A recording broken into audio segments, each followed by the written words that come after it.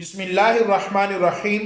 حاضرین محترم، خصائص الکبریٰ میں آتا ہے حضرت ابو ہریرہ رضی اللہ تعالی عنہ اس بات کے راوی ہیں کہ امام الانبیاء صلی اللہ علیہ وآلہ وسلم کی خدمت میں ایک شخص حاضر ہوا اور عرض کی، میرے آقا، میں نے اپنی بیٹی کا نکاح کر دیا ہے، اب میں اسے رخصت کرنا چاہتا ہوں، تو میرے آقا مجھے خوشبو تحفے کے طور پر عطا فرمائیں۔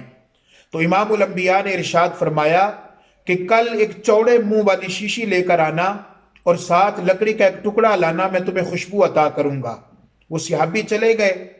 اگلے دن پھر دربار رسالت میں حاضر ہوئے تو آقا علیہ الصلوۃ والسلام نے وہ شیشی پکڑی اور لکڑی کا ٹکڑا لے کر اپنے بازو مبارک سے پسینہ اتارا اور اس شیشی میں ڈال دیا اور فرمایا کہ یہ شیشی لے لے، اور جب بھی تیری بیٹی کو خوشبو کی حاجت ہو، یہ لکڑی کا ٹکڑا تر کر کے اپنے کپڑوں پر لگا لے تو تمہارے تمام گھر سے اور تمام مدینہ سے خوشبو آئے گی۔ تو حدیث پاک میں آتا ہے اس شخص نے ایسا ہی کیا، اپنی بیٹی کو وہ تحفے کے طور پر پیش کیا۔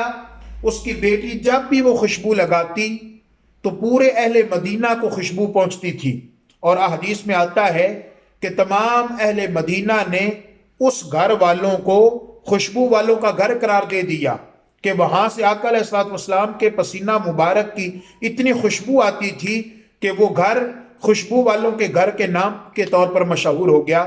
اللہ تعالی ہم سب کو آقا علیہ الصلوۃ والسلام کی محبت عطا فرمائے۔ والسلام علیکم ورحمۃ اللہ وبرکاتہ۔